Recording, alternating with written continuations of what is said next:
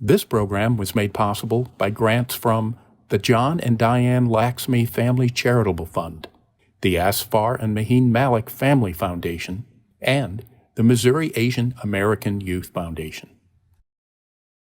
What I don't hear is the message of hope. It is completely treatable.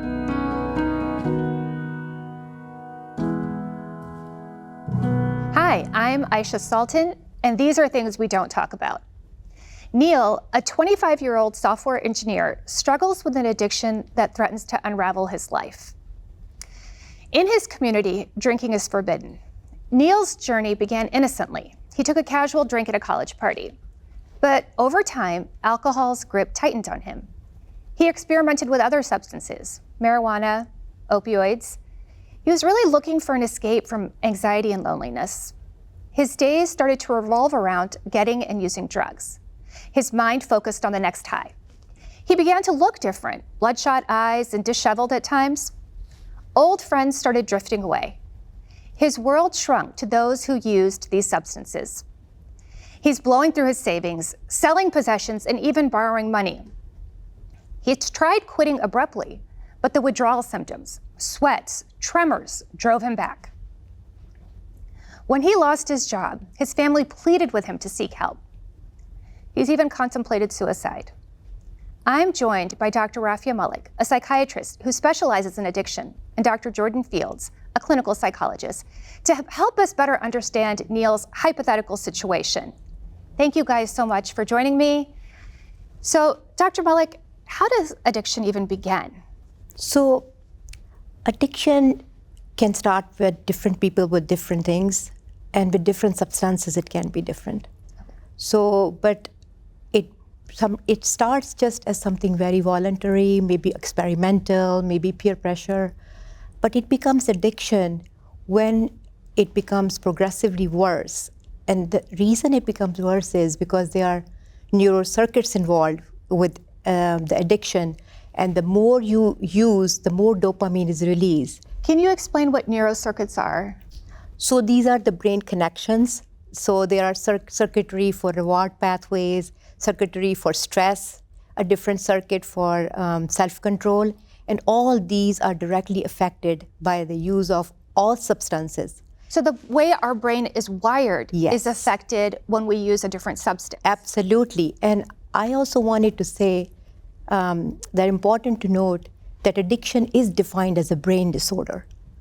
It really is defined as a brain disorder with a chronic relapsing course, and the consequences of that are, related to the difficulty in brain functions. I want to add that when we think about the beginning of addiction, it's really important to think about the fact that there tend to be negative consequences that are occurring in the context of the substance use. I think that's really important because some people can use these psychoactive substances without problems. And once their problems are occurring, and then you continue to use in spite of those problems, that's typically when we call it addiction. Like in Neil's case, you're blowing through your savings, you're having problems with relationships, can't hold a job, you're looking different. Like these are the kinds of problems you're talking about that Absolutely. it And looks like more. a problem. And how do you help someone who is struggling with some kind of addiction? Now, Dr. Fields, you work in a therapy-based model, and Dr. Malik works in a medicine-based model. So I want to hear from both of you. Absolutely. So, when I'm starting to work with somebody who might be struggling with an addiction, I want to understand first why they started using that substance, right? Because when we think about these drugs of addiction, these are not substances that we need to use or to consume to live, right? They're by definition something we're using to have an effect. So maybe decrease something emotionally or increase something that we're experiencing. So I think that's really important when we think about kind of the beginning of it. And Dr. Malik, when someone comes to you, how does a person end up in a psychiatric office for an addiction problem? Aisha, like I said, it's a progressive illness. So by the time they come to see, there has been enough damage done, and I think they're ready for treatment. So the first thing you need to be able to, they're ashamed of their behaviors, they're feeling guilty. So you have to be very supportive and kind of give them the message that this is treatable. and this is going to get better, and you don't have to live with this, with life you have been living. So I think you open them up, and then depending upon which level do they need. If they're having withdrawal symptoms that can be dangerous, like alcohol, they might need inpatient detox. And what are the different substances that you see people come in with addictions to? So alcohol is, sometimes it changes, but alcohol is always there. Opiate addiction we have been talking about that, and that's another one that has been very common. Marijuana is another thing, although we have changed the way we use that, but it is definitely an addiction with severe consequences to young developing minds. And then the fourth thing that I wanted to is the stimulant abuse. What are that? What can you tell us more? So the stimulants are medications that are actually used for mostly ADHD disorder, but they are stimulants because the Ritalin, the Adderall, some of the names are, but they are being used off-label for just getting a high. So they are the uppers. So, but the consequences of that is happening is can cause psychosis.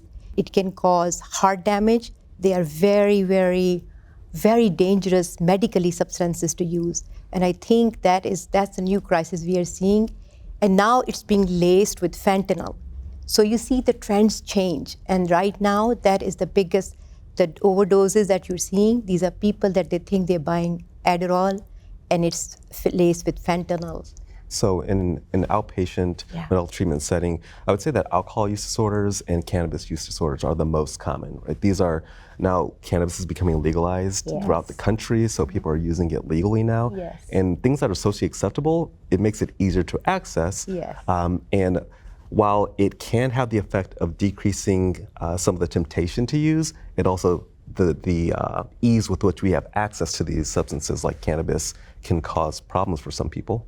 Dr. Field, how would a person know if they are susceptible or vulnerable to developing an addiction? So susceptibility or vulnerability typically is associated with kind of biological or genetic causes. So if you know you have a first-degree family relative who has struggled with addiction of some sort, or a mental health issue, so a family member who's struggled with mental health, or if you've struggled with mental health issues, those things make you vulnerable to developing issues with addiction or substances. Dr. Malik, what do you see? What type of people are more prone to addiction? Aisha, in alcohol especially, we have identified the genes that are involved. So 50% of the alcohol vulnerability comes from genetics. So, just to kind of say what you are talking about too. But I think a lot of things that I see get triggered by stressors, trauma, and comorbidities with the alcohol use disorder or drugs and alcohol. Over 80% of the people that are using any kind of drugs, they have an underlying disorder, and people tend to choose sometimes opposite. So if they are depressed, they will tend to drink alcohol or use stimulants. Bipolar disorder is another common one that people self-medicate based whether they are in an upper. If they're in a high, they'll try to use marijuana. When they're low, they'll use stimulants and opiates. So it's a lot of it is just kind of personal based too for patients, but we are seeing a lot of it's very important to diagnose. If you're not going to identify their underlying mental health disorder, no matter what treatment you give, they will not be able to. They will relapse. Well, I want to know about treatment really quickly. How do you treat someone? I mean, how do you get better? I think that's difficult because I think we might have different approaches to this. Yeah. So I think two of the predominant models are a model of harm reduction, which is what I typically work from, and then kind of the disease model, which is more in line with things like 12-step models. So for me in a harm reduction approach, I'm typically going to be working with people to enhance their motivation, to understand the contextual cues that may increase their desire, so things that might trigger the desire to consume substances or utilize, helping them to develop coping mechanisms so that they can distance themselves from the use, shaping their environment so that they're less accessible to them, so things like that. And Dr. Malik, tell me when people need medical intervention. So I think harm reduction is one model, but when it's a disease model, one of the things is that the use of medications now for a lot of these substance abuse disorders are very effective, and sadly are underused.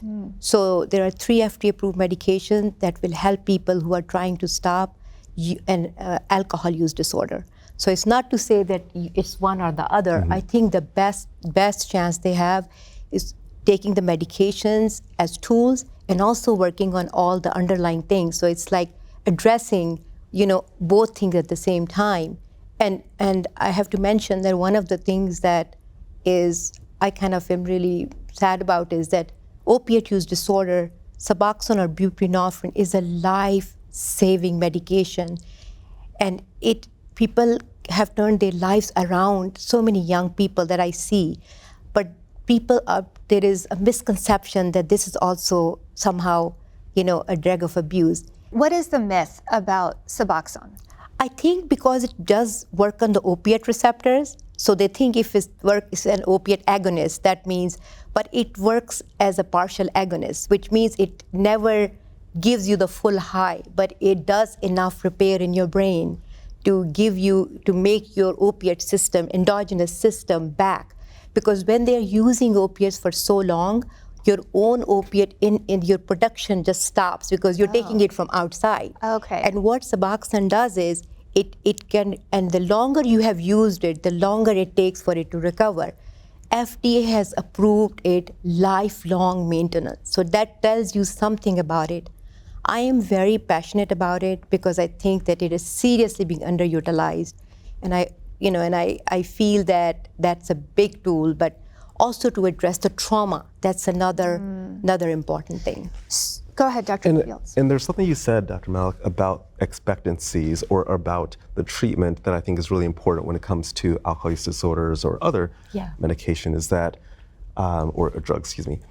So is that the fact that the people that we work with have expectancies about what they're going to be receiving in terms of treatment. So if you have a preference for abstinence, that's something really important to communicate to your provider. Or if you don't necessarily think that you need to completely quit using alcohol, that's something to communicate as well, because there are interventions that kind of are geared towards each of those. And I think that's something that's really helpful for people to understand. That's a good point. Now, to go back to the opioid crisis in this country. Yes. The number of deaths that we've seen skyrocketing in this country. Yes. What I heard you say is that if more doctors knew to prescribe or were prescribing Suboxone, it could lower the number of deaths we're seeing. Did I hear that right? No doubt about it, Aisha. No doubt about it. Wow. And this is such a, like I said, I always want to make it, point. It's very treatable. So you hear everybody is using that to talk about how bad it is. It's a political thing everybody talks about. But I think what I don't hear is the message of hope. It is completely treatable, and you can restore these young people's lives. So it's not too late even now. So I think we need to really have policies in place to encourage physicians to use it. They had a quota limit before, so you could only use like 30 patients a year. That's all you could treat. Okay, but that's changed now. It has changed. It's taken like 6-7 years to get here. Interesting. So. Now, Dr. Fields, can you tell me a little bit about how addiction differs by communities, different communities that you've treated, and what specific challenges you've seen in different communities or different groups? I think that one of the most important things in different communities is that there are different access, there's different cultural norms, and so different communities are more likely to use different substances. So you might find alcohol use being more prevalent in communities like the military or things like that, versus stimulants might be in more rural communities like methamphetamines. And so it's really important to understand the cultural context of that community and what they have access to, why they're using it. And those are things that I really want to be thinking about with working with somebody. Dr. Malik, how do you educate people in communities where they don't talk about addiction or alcohol use at all because it's not permitted in certain religious backgrounds or in certain communities? It's highly discouraged. Do you see that? And do we still, in communities that are abstinent, so to speak, still see addiction issues? Yes. So And the other thing that I wanted to say as I was listening to Dr. Fields talk, a lot of them are also, they're not using one drug. So it's more common now to see people are using poly drugs. So they're combining different things. So I think it's a hard one to, especially in minority communities, because I think the stigma is so high. And Aisha, that's why I wanted to highlight the medical model. So if you say that you would treat your diabetes and you would treat your high blood pressure, this is no different, because this is also treatable. And I find that in these communities where substance abuse is not talked about, I find that there are occasionally more severe substance abuse problems, because not only is there stigma in our culture at large about substance use problems, but within those communities, there's a greater desire to hide. And oftentimes these people are working with me, but then they haven't even told their family members that they have substance abuse issues or that they're using substances.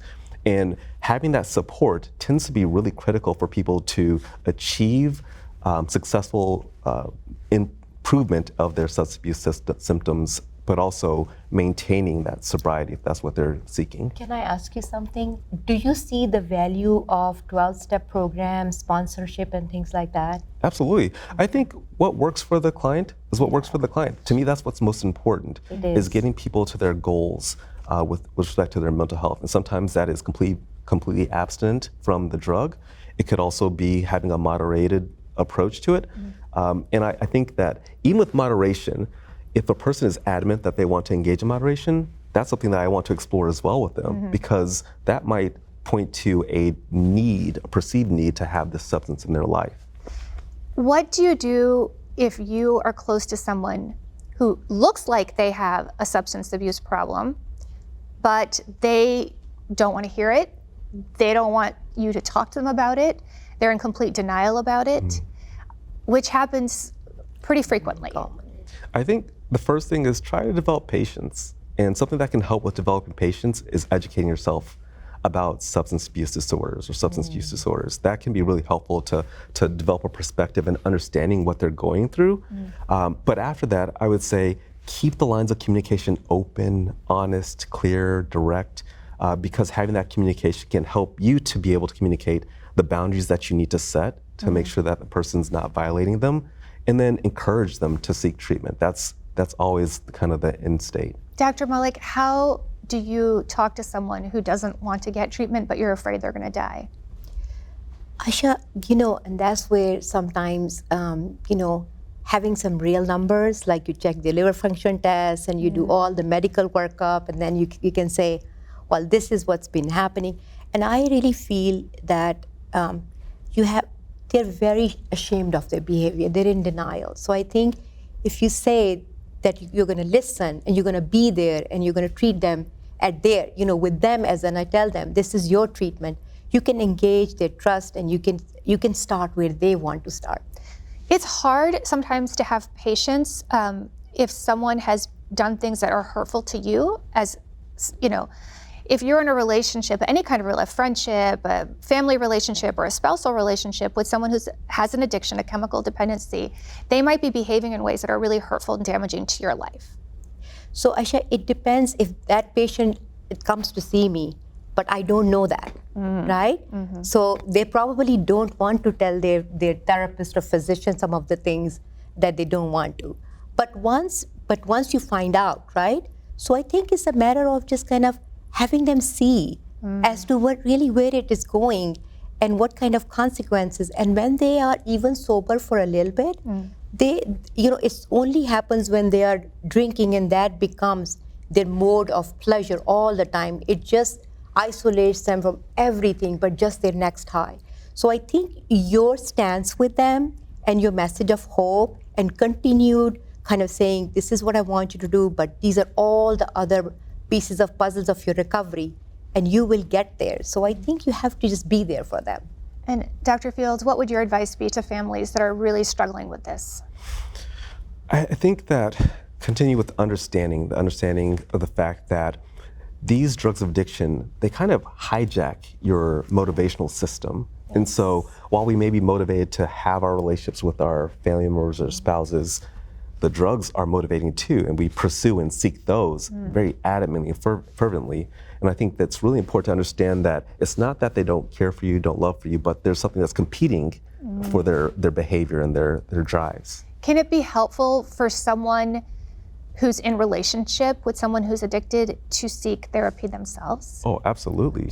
Sometimes your therapist can give you suggestions, things that you haven't thought about to connect with them. And I think that being able to create an emotionally stable and open space where the person who is struggling with addiction can really communicate well about what they're going through and what they're struggling with is something that therapy can help with.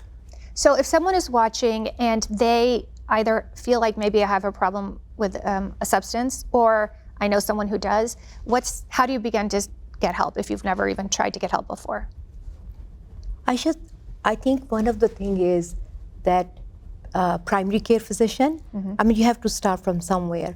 Or even the programs that are providing addiction help as outpatient, or physicians that are doing, addiction work. They can be, they can look it up, or they can talk to their primary care physician. So that could be a start from that. And then, yeah, that's a great place. I actually love that recommendation of primary care because there's a model that started in the military and the Air Force that is being adopted kind of nationwide, and it's called behavioral health optimization programs. And so you have psychologists, social workers who are embedded in primary care clinics. And so oftentimes if you go to your primary care doc and you're indicating that you have some health issues, and they may have some psychological or addiction components, they can give you and direct you to this behavioral health provider in their primary care clinic and get some help right there, then and there. So I want to hear from you guys a couple of real stories of how desperate people can be and things that you've seen, and then how you've seen people turn their lives around. the people that I see for the longest time, again, are with opiate addictions. So, there is this young kid who came to me, went through the program, and he's one of the 3 people in his family. All are very successful, and I think he felt inadequate, started using, I think was prescribed some painkillers for a dental procedure, and then just liked the way how it made him feel, his self-esteem, and then progressively got worse. But then got into a program, came to Centerpoint, got treatment, and eventually I followed him, and I'm following him to the day. So he's on buprenorphine, Suboxone maintenance. I've been seeing him for 3 years. So he's married, he has a child, and he has, he completed a degree, he's working. I mean, this is just and he's so, just to see, he was on antidepressants and anti-anxiety when I first started to see him. He's been able to come off of that. That's amazing. Yeah. Dr. Fields? Yeah, absolutely. I think one of the cases that comes to mind is a veteran that I was working with who was drinking a case of beer a day. He was having issues with his wife. He actually had issues when he was in the military due to substance use, and really his life was just decreasing. He also dealt with some depressive symptoms, and there's a really strong connection between his depressive symptoms and his alcohol use. And I think this kind of also highlights the utility of moderated approaches because we didn't really have an abstinence goal, and he was able to dial back his drinking, and he actually didn't need to have a goal of abstinence, but he actually ended up just choosing to be abstinent even though we were working towards moderated drinking. And there's really good research that shows that a lot of people who engage in harm reduction models actually are more likely to be abstinent after that treatment. What role does trauma play in people becoming addicted? It's very common to see post-traumatic stress disorder in patients who are self-medicating, and it's just not army. The trauma can be neglect, sexual abuse, physical abuse. So they started to self-medicate. So I think in that case, you have to really be able to identify that, and then appropriate therapy for that trauma, because they are numbing their emotions. So if they give up the substance that is keeping them going, that's not going to be able to help them in recovery. So I think appropriate trauma therapy definitely has to be put into that. And again, so the PTSD has some FDA-approved medications also. So I come from that. So again, the combination treatments are really very effective. And I think PTSD probably is the most common diagnosis in hospitalized patients who are there for alcohol abuse disorders. Absolutely. I've seen that too. Absolutely. So, PTSD, co-occurring alcohol use is so prominent. Something that I think a lot of people don't realize is that cigarette smoking is really prominent amongst people with PTSD. And so understanding that self-medication, it manifests in multiple ways. And the attempt to decrease some of that high level of distress that people experience in trauma is something that we need to address at the same time as substance use, because that's part of what drives the continued use of those substances. Right, so you have to address what the underlying trauma was and help people process that, resolve that, get that out of their systems, so to speak, so that they can get drugs out of their systems. Absolutely. It's very instrumental, the use of these substances. Yeah. Wonderful. These stories are really hopeful, and if you're listening or watching and feel like you might have an issue or someone you love has an issue, just know that there is help out there, and we do hope that you seek it. Thank you guys for joining me to talk about the things that we don't talk about. But I do believe that only medications is never enough. So there has to be psychological factors, social factors, because so much harm has been done to their relationships, Aisha. So it's not about you're going to give them a pill, but it does work together.